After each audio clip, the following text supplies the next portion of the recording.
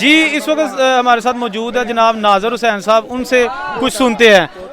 Coat वाला नाज़र हुसैन, अच्छा अस्सलाम वालेकुम। वालेकुम सलाम जी। अच्छा चाचा जी कुछ सुनाओ सानू कोई जो भी तुहानू कोई कलाम आंदा। ठीक है मियाँ साहब फरमाते ने हो रहमत दा हो दरिया मिल लाई, हो रहमत दा हो दरिया मिल लाई, इत्थे वही हर दम वगदा है तेरा, एक कतरा जे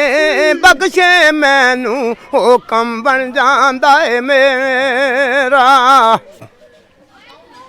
हो रोंदे रोंदे दा एक कतरा अथरुआं दा पानी, बहुत ही खुशी है गम बरोबर नाल यकीन दे जानी,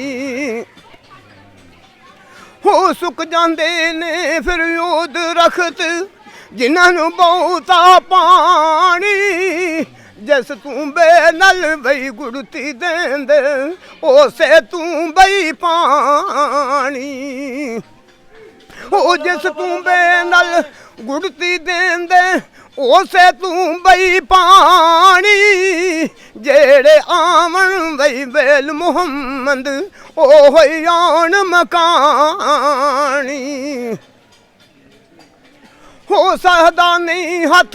मेहदी रत्ते, हो सदा ना क्षण कण वंगा, सदा ना शोपे बई पैण मुहम्मद नारल बैना संगा,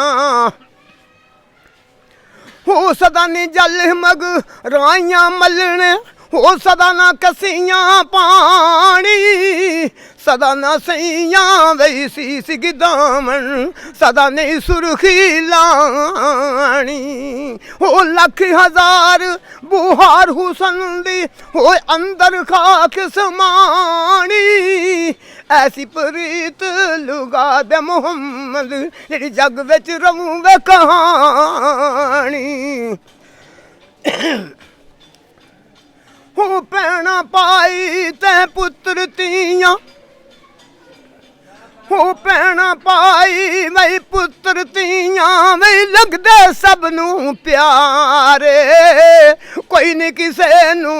ठाक लियाउंदा सब खान दे वंजारे, वाह जी वाह, वाह जी वाह। उस बंदे नू फिर कादा फायदा, उस बंदे नू फिर कादा फायदा जिन्ने में शुबा किसे दा करना, चंगे अमल कमाल मुहम्मद भाई जो करना सो परना, ओ मां प्यो दे फिर सिर दे उत्ते, मां प्यो दे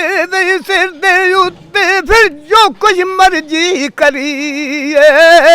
मरिया नाल फिर मरिया नहीं जांदा खुदा दे खौफ तो डरिए।